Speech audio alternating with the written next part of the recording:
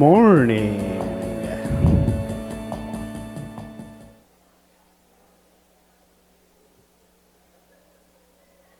I'm so glad you guys decided to come here instead of standing in line at the Apple Store. I appreciate that. My name is David Conrad, and I'm the host for Creative Mornings here in Seattle. How many people are here for your first Creative Mornings? Show of hands. Holy smokes. Okay. Thank you for coming. So today is our 60th consecutive talk, right? So for you guys that are here for your first time, like, where have you been? We've missed you. Every month we do this, and I hope you'll come back next month. This is also our first event with an ASL interpreter, right here. So we're really excited to welcome that aspect of our community to come be a part of our program. We're going to try and do that going forward. So if you have friends or colleagues that are hearing impaired, please let them know and have them come to Creative Mornings. Just a couple little things in terms of housekeeping. The bathrooms are out this door and around the corner, straight down the hall. And if you need, I'm sorry? It's a trick question. You can exit out this door here into the Children's Center, and there are restrooms there also. It's a good point, thank you. I didn't realize that was happening while I was telling you to go out that door. And if you need to leave the talk before it's over, you can use the exit on 4th Avenue straight out, probably the way you came in, because the rest of the entrances don't open until 10. Okay. Our theme this month is magic, and it was selected by Creative Mornings in Porto, Portugal, and illustrated by Marta, I'm going to brutalize this name, Madureira, something like that. She's great. I think her name's on the illustration, so there you go. Anybody from Portugal can pronounce that? No? I don't know. Madureira? Thank you. Marta Madureira. Okay, so let's, before we introduce the speaker today, I want to thank our local sponsors and partners that help make the chapter here in Seattle possible. First of all, we want to thank Seattle Public Library. We're fortunate this month in that we had to change the venue for the talk kind of literally like the day before tickets became available. And so we were really lucky that the public library here was so accommodating for us, and so we're really appreciative of that. Just to let you know that on exhibit on level 8 in the gallery is Mary Ellen Mark's Tiny Streetwise Revisited, which is 30 years worth of images in chronological order that explore youth and family in homelessness. It's on display September 15th through November 3rd. We want to thank Shutterstock, Creative Mornings' global partner and Seattle's breakfast partner. Shutterstock has just launched a plugin for Adobe Photoshop. With this custom-built plugin, you can use your Shutterstock account to access their extensive collection of 100 million images. That's a lot of pictures. Within the Creative Cloud desktop application, letting you work smarter and faster. The plugin helps you simplify your creative process by searching, downloading, and licensing imagery as you design without ever leaving your canvas. We'd like to thank Vitamin T. Vitamin T is a talent agency for digital creatives, matching the best creative talent with the best creative companies. They specialize in placing talent for design, front-end, and full-stack development, UX, copy and content, and more. If you're a company with contract or full-time talent needs, or if you're looking for work, talk to Vitamin T and they can help. They've got water bottles down here too, so take those. And then we finally want to thank POP. POP was founded in 1996 as an agency built to solve tomorrow's problems today. POP creates multi-platform solutions for clients like Target, Starbucks, Nike, Microsoft, and Nintendo. They have 200 employees between their offices in Seattle and San Jose, Costa Rica, and you can learn more about them at wearepop.com. For those of you who are new to the Creative Mornings series, All of our events are recorded and available to watch online on our website afterwards. And on our part, Bootstrapper Studios helps us make that happen. Bootstrapper's been handling our video production for the last 5 years. They're an amazing organization, and they've really stepped up, so we appreciate all of their support. You can learn more about them at bootstrapperstudios.com. And we also want to thank Jenny James for shooting photos at today's event. You can see more of her work at jennyjames.com. I'm sorry, jennydjames.com. And her photos for the event will also be posted on the website after the talk is over. And finally, I want to thank our organizing team here in Seattle that makes this all possible. Jeremy Wheat, Allison Jackson, Dave Curry, Frank Mina, Grace Kelly, Jeremy Beasley, Angie Bengston, Virginia Koulibaly, and Patty Miller. There's a little animation. I think Jeremy was responsible for the slides today, so I think it's a special fade. So thank you guys. A big round of applause for all the help we get here. Thanks.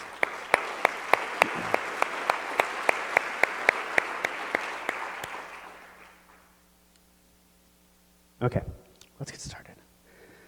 Lucia Neri is a 21st century pioneer of larger-than-life theater in public spaces. Her mission, as much social and political as it is artistic, is to confront urban dilemmas with the power of free theater and to nurture community by inspiring radical joy in the public realm.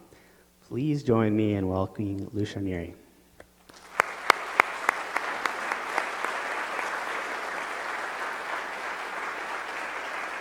Thank you. And thank you for coming. When I say the word magic, raise your hands. How many of you think of Harry Potter? Great. How about Magic the Gathering? Some holdouts over there. How about Disney? Great. What else do you think of when I say the word magic? What comes into your mind? Anybody? Great. What else? Yes. What else? What was that? Yes. Oftentimes, when we think of magic, we think of witches and spells, incantations, esoteric traditions, Wicca and earth traditions, Houdini, Gandalf and Merlin, divination, Aleister Crowley, Elphaba, mysticism, the paranormal, and the occult.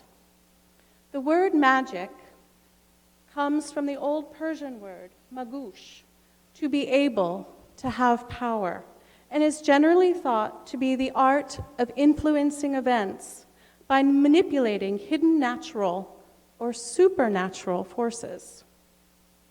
We might say magic involves the use of personal intent combined with unseen forces to shape future reality. There was a time in human history, early human history, when magic, along with religion, science, even art and theater, were all the same thing. Think about that.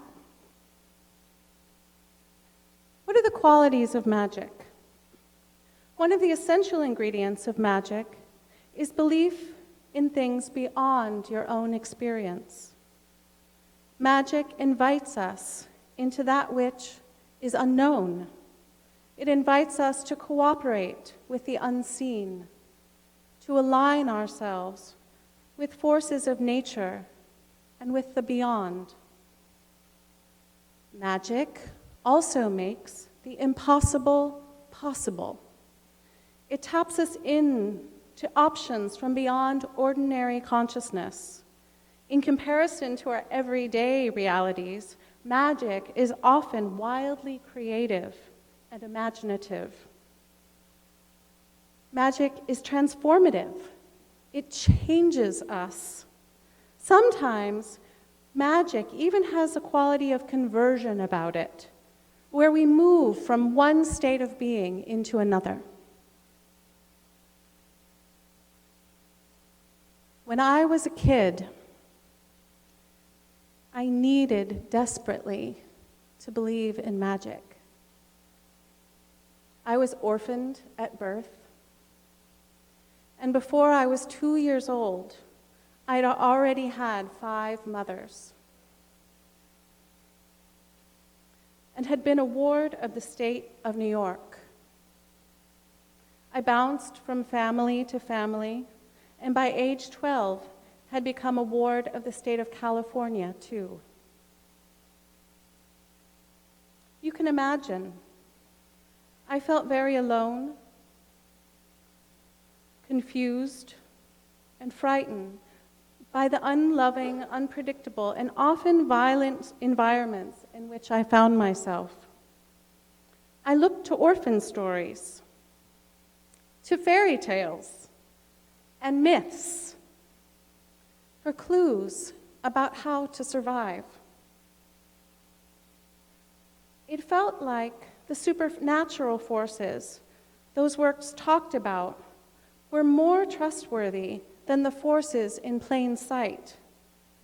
Yet though the fairy stories showed me other people performing magical acts, they didn't show me how to make magic myself. They showed me Rumpelstiltskin spinning straw into gold, but they didn't tell me how he did it. None of these stories did. And not knowing how pissed me off, because I wanted to know how to make magic. And so I turned inward, into my own dreams and visions, and to my own imagination. By some definitions, I was a little crazy. But I made it work for me. Why? Because magic is real. There are unseen forces ready to collaborate with us.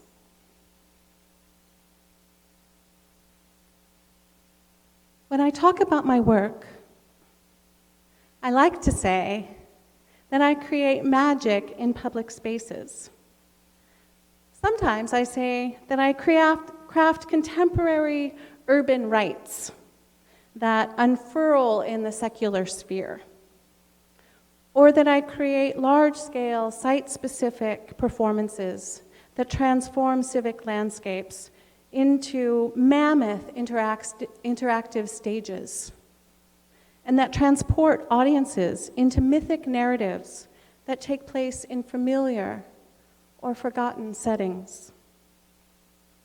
My art practice begins with tuning into what Frederick Law Olmsted might call the soul of a place. I listen to woodlands, to sidewalks and beaches, and to public green spaces. And then I dialogue with civic agents at every level and include them in the spirit of the work. My art springs from images and sounds gathered from visionary experiences and dreams, which I mold into large-scale theatrical works that I call wonders. I weave fine art, live classical music, dance, sculpture. We have disciplines unusual in contemporary art making, like dog training, baking, and boating, to create free performances that liberate public imagination, animate a city's best aspirations, and nurture the soul of place. My work is ephemeral. It only lasts a few hours. But I believe that places can be transformed by our actions, either for good or for ill. For example, when I say the word Columbine. You likely think of a place transformed by the violent actions of two deeply troubled young men. When I say the word Woodstock, you might think of 3 fabulous days in the summer of 1969. Gettysburg, the site of a bloody Civil War battle where Abraham Lincoln later made his famous address. Our actions in places create a sort of energetic signature or reverberation in a place, one that transforms how people think of that site and how they treat each other within it for long afterwards. In my work with my company, we aim to transform public spaces for public good into places that are inclusive and kind, places that foster cultures of generosity, imagination, and possibility. I think of this work as a kind of citywide North American magical realism. Here's some images from what's probably my best known work called Lullaby Moon. These free participatory performances took place on each new moon for an entire lunar year, beginning in the fall of 2008.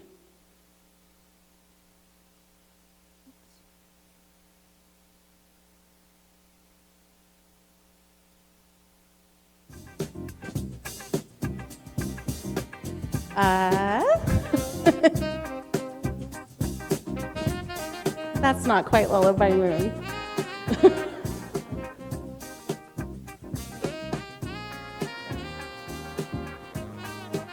Dance party?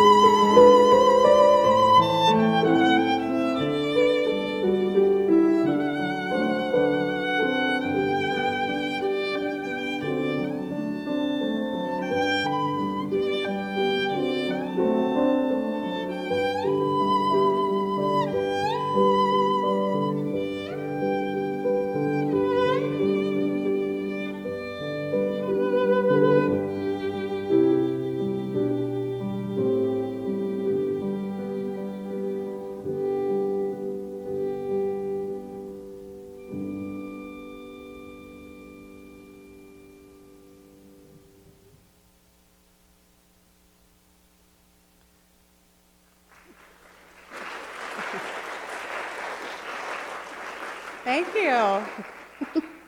Lullaby Moon grew out of a vision I had 13 years ago.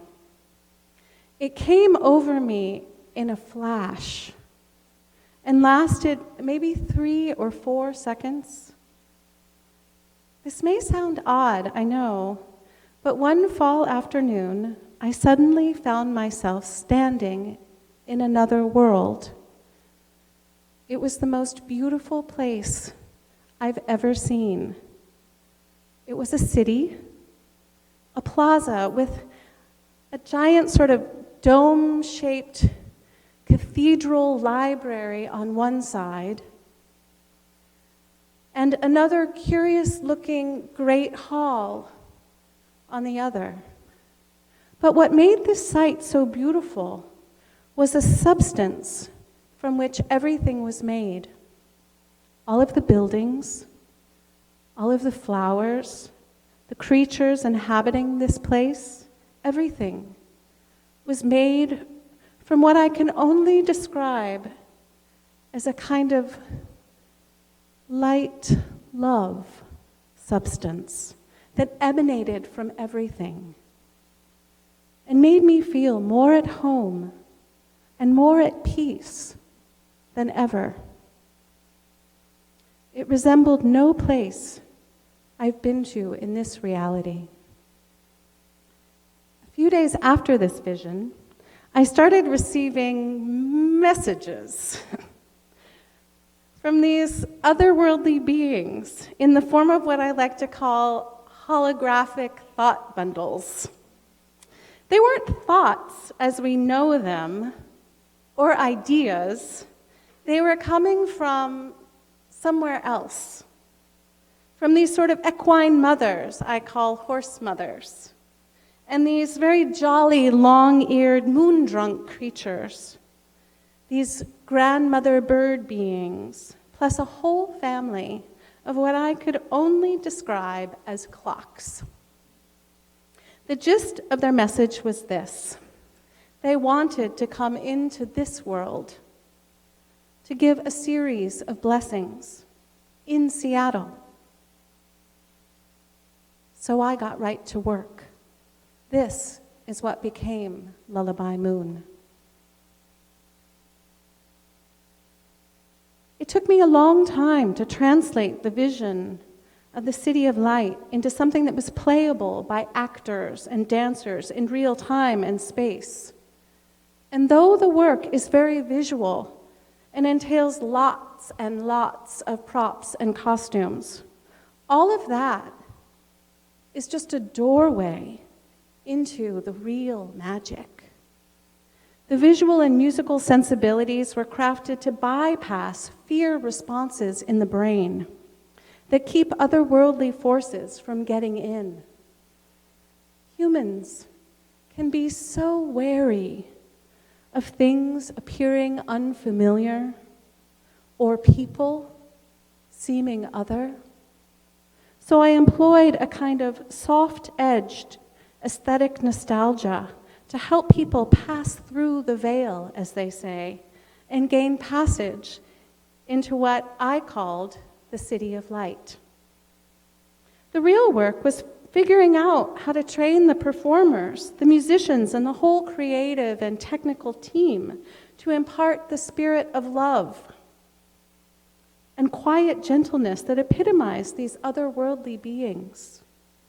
So I started experimenting with ways to create atmospheres of kindness, atmospheres permeated with a broad kind of love. Over the course of the year of monthly performances, I started to realize that something very special was happening. I started receiving letters from people, like this one.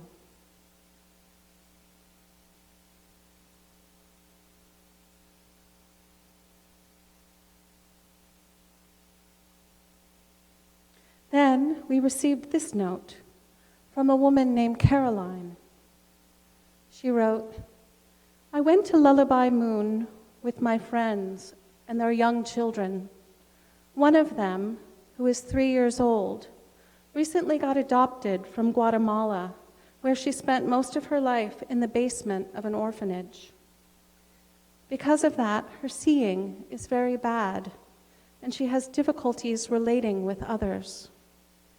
But then she heard the music and felt the lullaby moon energy, and she started dancing and was so happy the whole evening.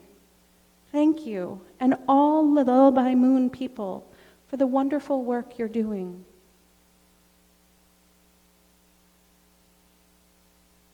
Our cities need magic. Seattle needs magic.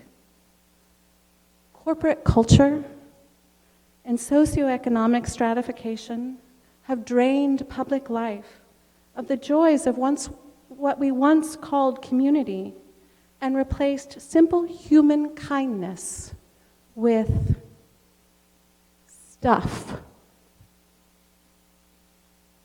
When I walk around Seattle, I wonder, are we already under the enchantment of some powerful sorcerers?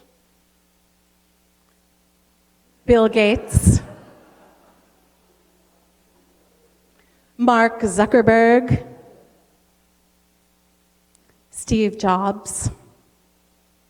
Or have we been ensorcelled by another potent spell, the spell of advertising, which would have us believe that buying that iPhone 7 or that new yellow Miata or another pair of Jimmy Choo pumps will transform us as if by magic and will at last be fulfilled. As much as I love Harry Potter, I gotta say, Harry learns he's a wizard, and what's the next thing that happens? They take him shopping. No secret oaths, no incantations. For his first magical rite of passage, he visits the bank and goes on a shopping spree. The French uber-intellectual Herbert Marcuse said, "Capitalism will co-opt everything except for obscenity." And now we know that he was wrong about that last part as well. I'll tell you what I've decided. Magic has been co-opted by consumer society. It's been Disneyfied and is being used by disingenuous marketing wizards to make us buy more shit.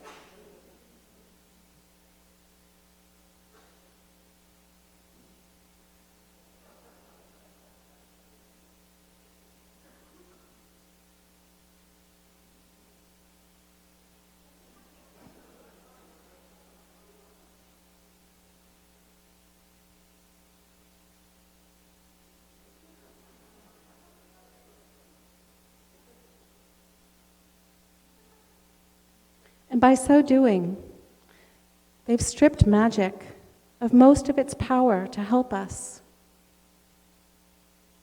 Please understand, magic is real. There are unseen forces waiting to collaborate with us. This culture is screwed up. We need a transformation. We need some kind of magic. We need more magic makers. Is what we're doing today to solve homelessness working? And the things we're doing to stop wars killing thousands of children across the world, are they working? And what about income inequality? Are the things we're doing, we, the richest country in the history of the world, solving the problem or making it worse? especially here in boomtown Seattle. Once we replace bogus magic with a kind of genuine, untainted magic a part of us longs for and needs, I believe we will begin to alleviate the hopelessness, alienation, discord, and violence that plague our cities. Here's an example. From 2012 and to 2015, I was artist in residence across the lake in Redmond, where I was charged with creating opportunities for that city's multicultural and extremely diverse population, comprised of tech workers from all over the world, opportunities for them to come together in public space in ways that made everyone feel more a part of the community and more at home. When you walk down the street in Redmond, you hear people speaking Russian, Chinese, Tamil, Spanish, and Hindi. While Redmond wasn't a particularly violent place, it was subtly balkanized after hours. Our work there was an experiment in creating joyful, connected culture within a pluralistic, internationally diverse community. Dearly beloved, we have assembled here today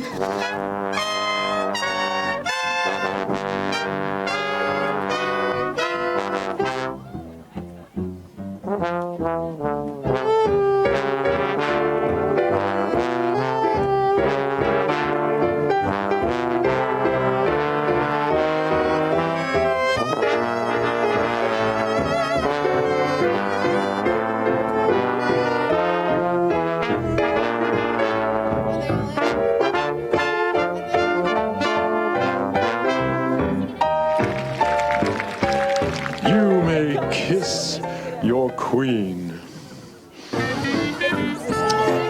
Sugarations! The Maypole Dance!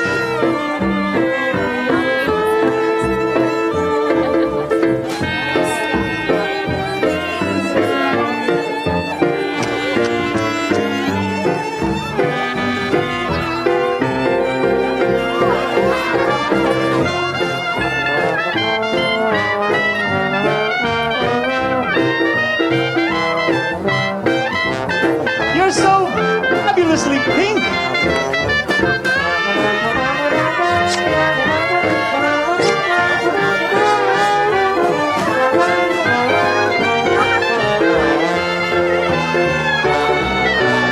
L is for the way you look at me. O is for the only one I see. V, it's very, very extraordinary. E is even more than anyone that you adore, and love is all that I can give to you.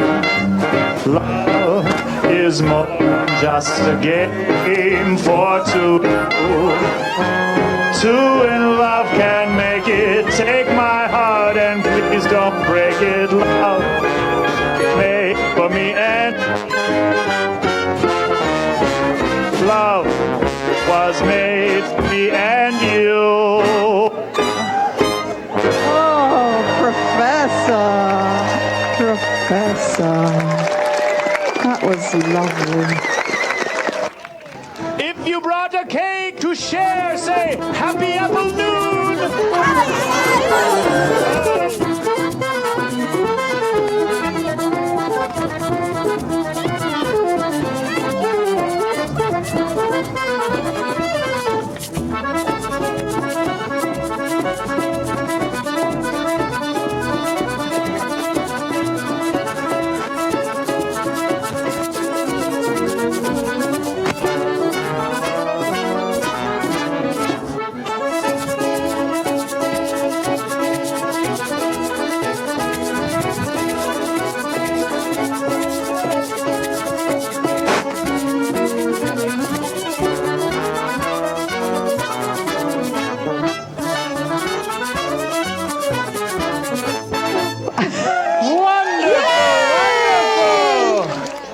apple noon.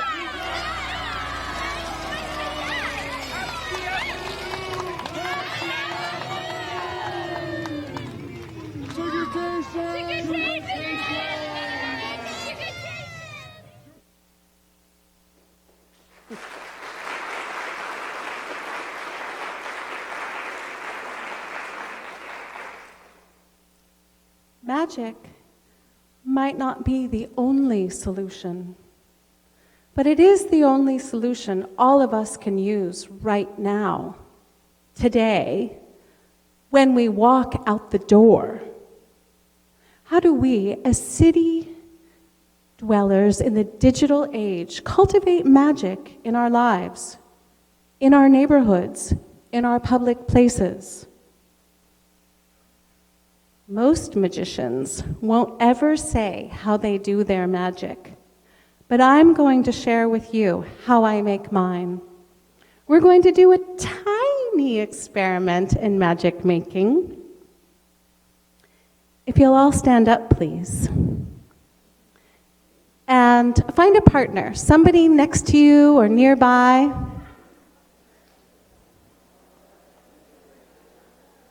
Now, I'd like you to face your partner.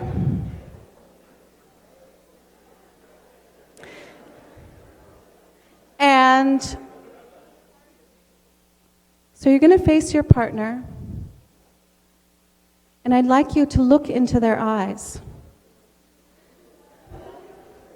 It might feel awkward and kind of weird.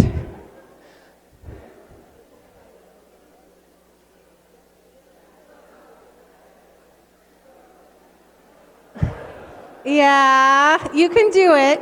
So see what happens if you just breathe. You're just going to breathe. You're just going to breathe. We're going to do this silently. Just going to breathe. It's okay that it's awkward. It's okay that it feels funny or weird. Just breathe. Look into your partner's eyes, and without saying anything at all, I'd like you to invite them to see you, to be with you, so that you can be with them.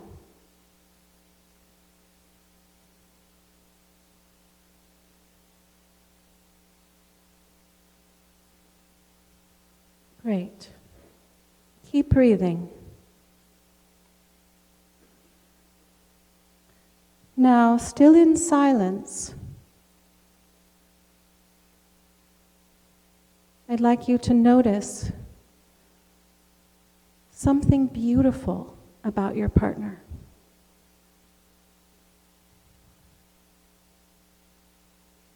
Notice something beautiful.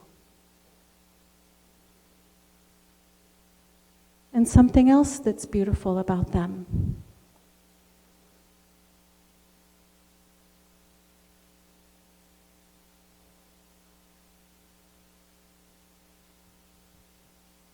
And another thing that's beautiful about your partner.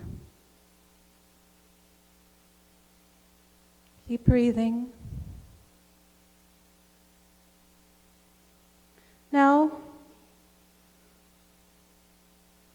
silently, I'd like you to make a wish for your partner. Wish them good health, or happiness, or kindness, or joy this very day.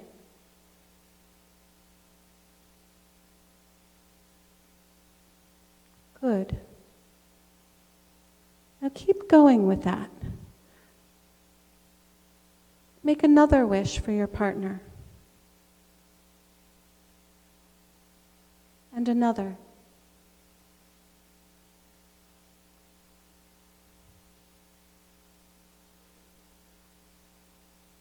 Wonderful. Now, let go of that and close your eyes.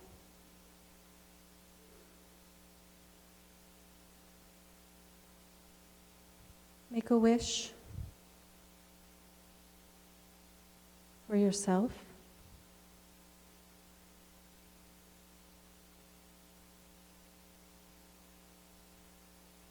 And one for all of us, including all of the people working behind the scenes who made this morning possible.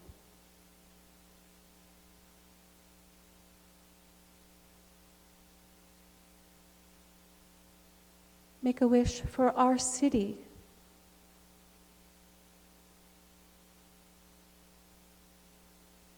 One for this whole wide world.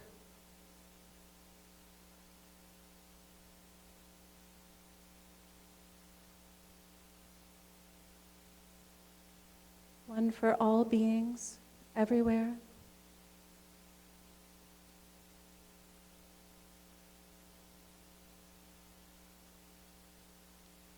And one more for you.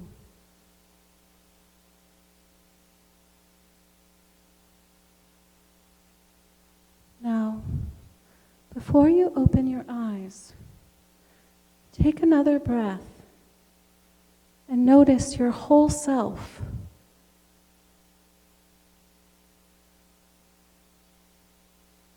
Notice the spirit of this place.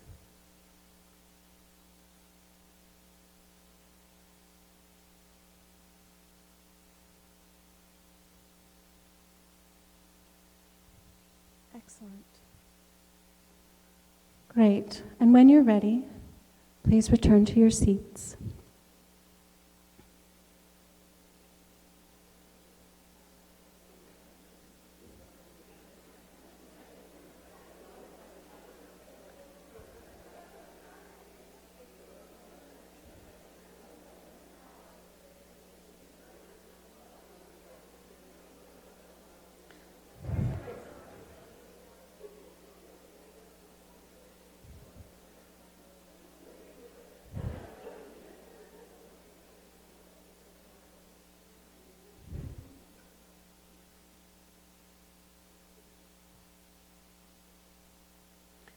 Changing the world begins with the habit of looking at each other with loving eyes. It's the first lesson in magic I teach my performers. And through weeks and months and even years of rehearsals, they learn to do it genuinely, reliably, and from the heart. As vital as this is in my shows, it spills over into the rest of their lives. Those unseen forces waiting for us? Gandalf himself would also insist. They are love, everyday kindness, compassion. These are the foundation of true magic. They make the impossible possible. You may think this sounds naive, but transforming our communities and eventually our world begins with being willing to look at each other with kind eyes, to see the beauty, the humanity in each other. It starts with each one of us. This is how good magic always begins, and how fractured communities can start to heal. Thank you.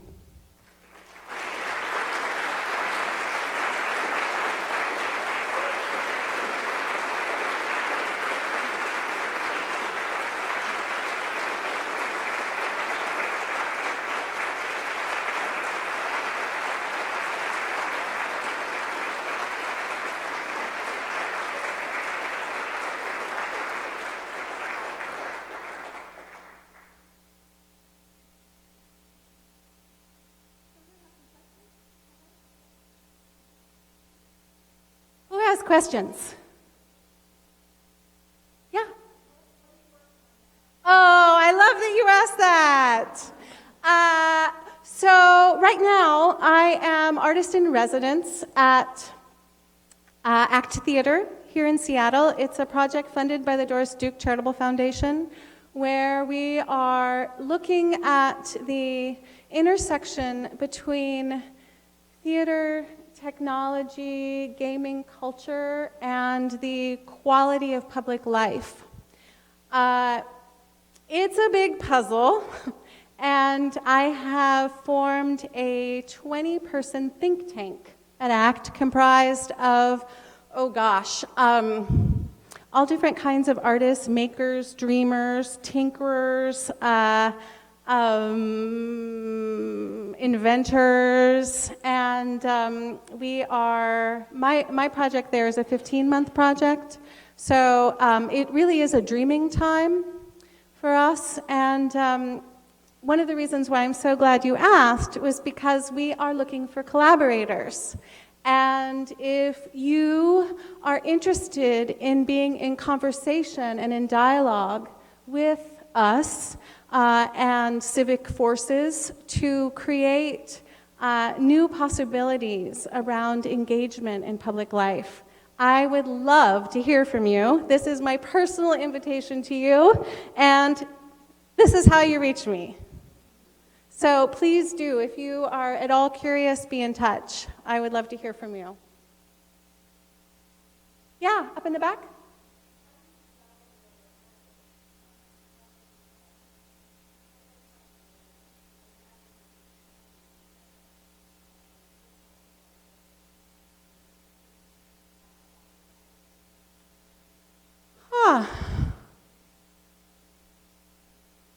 I don't really think about it as selling magic.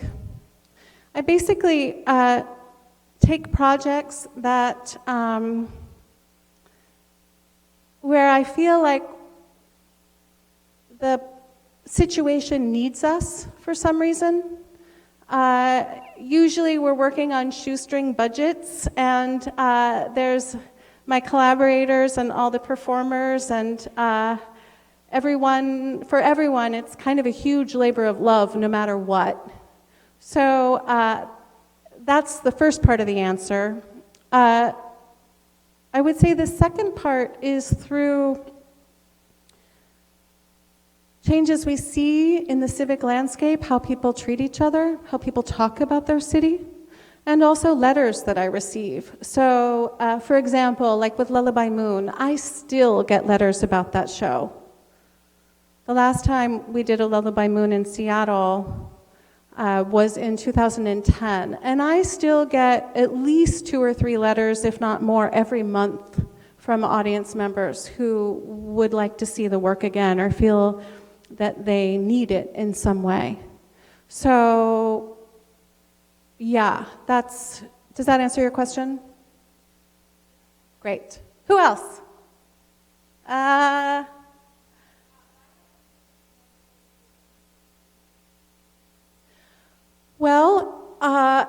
It's a lot of work.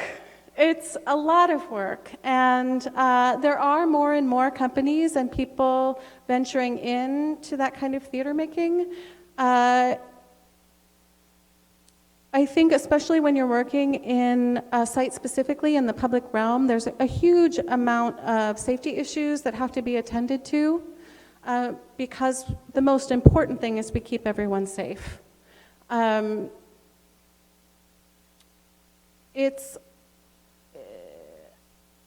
It's a lot of work. It's a lot of schlepping and involves a lot of dialogue with civic agents.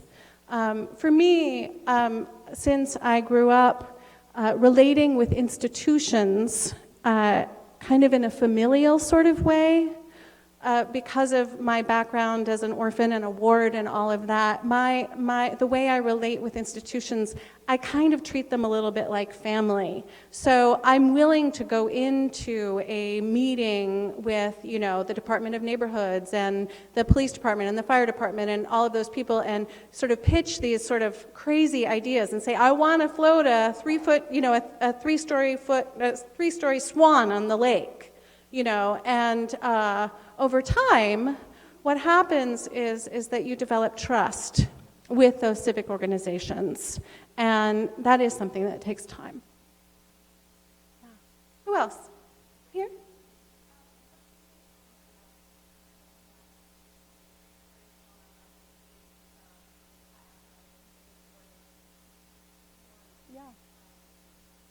Yeah, that's a great question. Well, the first answer is that I did a lot of personal work, decades of looking at myself and overcoming lots of grief and listening to sort of those deep yearnings around what the gifts that I might have to give really are. The other answer, I would say, has to do with skill building. So I'm a classical singer and a theater artist and a sculptor, and also have to use a lot of kind of interpersonal skills to do what I do, to lead large groups of people or to deal with cities. And then I also, but even then, even when I had these visions and I knew that I was supposed to do this work, it was really challenging, especially when I first started, because it felt like a lot of Lucia and sort of too much to put out there. It was too big, too much, too yada, yada, yada, yada. And I felt really shy about it. I didn't know that it was okay to be that big or to take up that much space or to really reveal who I am as a person and an artist in that way, and also to invite tons of other people into that vision. So I did a little writing about this actually for Creative Mornings, where I really remember I was in the bathtub sort of struggling with all of this, doing a singing practice that I do, and suddenly it really just kind of came to me that if I move towards my big dream, if I live that other people, other girls or women or misfits or men or people who feel like they don't belong or feel like they're orphans or whatever, that maybe they will have the courage to live their big dreams too. And that was what gave me, it was almost like that idea was larger than my fear. And I felt like if I moved toward that, then I was doing my part towards building soulful society. Who else? Yes.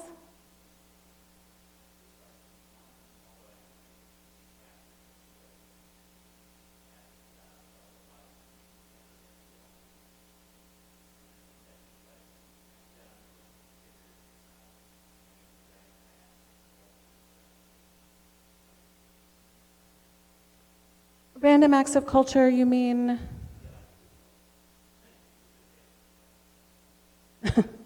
Lullaby Moon, so documenting site-specific work is a real issue, especially when trying to get grants and so forth. Usually with grants, they want to see one unedited cut of a piece, and they're very sort of biased towards proscenium-based work. So when you are making work that covers square miles of the civic landscape, it's very challenging to document that. Also, I have this thing about not necessarily wanting the photographers to be so close to the action. If they're going to be there, if they're going to get that close, then they need to come to rehearsal.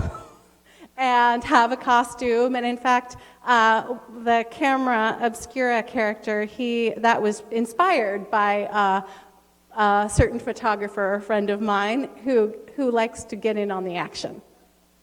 Yeah. Something else? Yeah.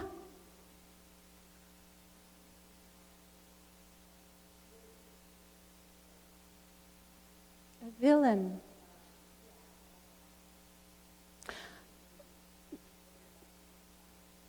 You know, I would say that that contemporary culture is the villain. And that sort of disjunctive moment is between ordinary reality and extraordinary reality. And so in that sense, each audience member / participant is their own protagonist in the narrative. And I think about it as world building, and I'm really interested in doing what I can to foster peaceful society. I think that we have enough images of violence around us all the time, and I'm interested in fostering a culture of gentleness. So, not so much. Anything else? Yeah. I would love to. Yeah, the scale of the work is pretty big. It takes a lot to move things around. But if there are cities that are interested, I would be absolutely happy to have a conversation. Yeah. Yes.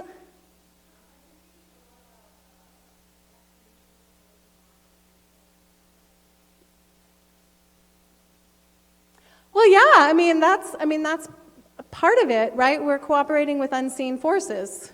So sure.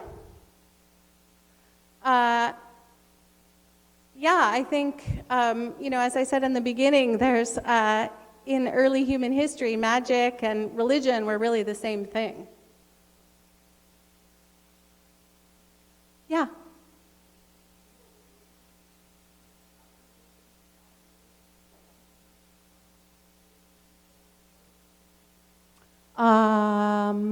Yeah.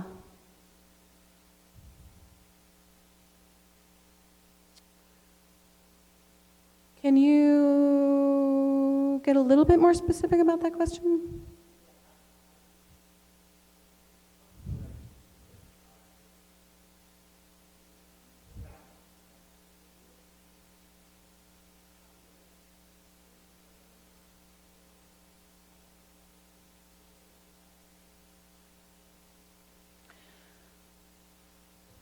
I do.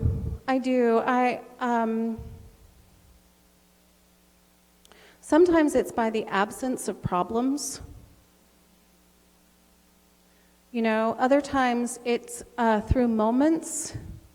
Like this one time we were doing a show at Green Lake, and the three giant rabbits were riding their penny farthing bicycles around the lake. And there was this little girl, and she was running ahead of them, running behind them, and way out in front of her parents. She was probably 4. And she was just totally enraptured. And she was like, the bunnies, the bunnies, the bunnies. And one of them turned around and waved at her. And she turned around to her parents and she was like, he waved at me. And for me, that was it. If that was the only transformation that little girl's experience, that was enough. Other times, it's something else. It's something ephemeral that can't really be caught on video. It's a atmosphere or sort of a feeling in the air with the audience, where you really feel that we're in kind of a sacred space. Yeah. Yes.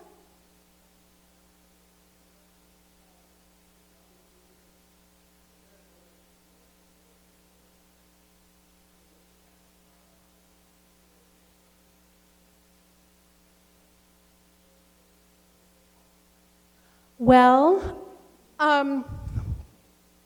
since I sometimes, if not often, am also performing in the shows, there's a point at which it's usually pretty awkward and messy. I'm getting better at it, but it's a little messy, where thank you guys for coming, by the way, where I have to transition into a performer.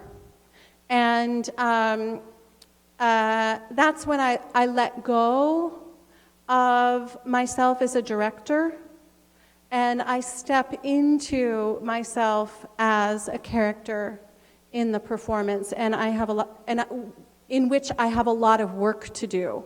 So if I'm performing, that's really the path that I'm taking. If I'm not performing, no, I'm sort of keeping a kind of a unified field of attention over the whole performance and really sort of sending my love and good wishes to the audience. So I'm working pretty much no matter what. Yeah, anybody else? Yes.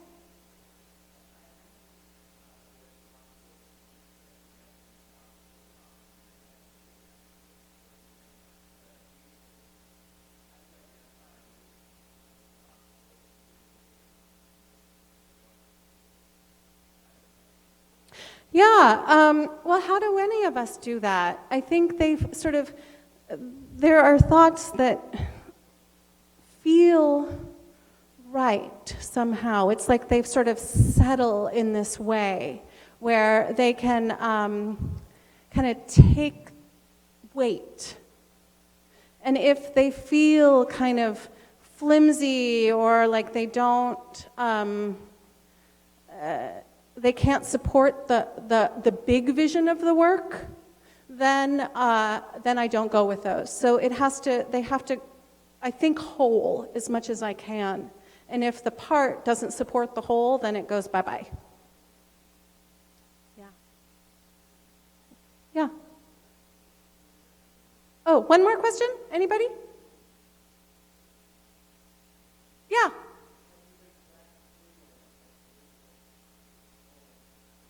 Yes, I have.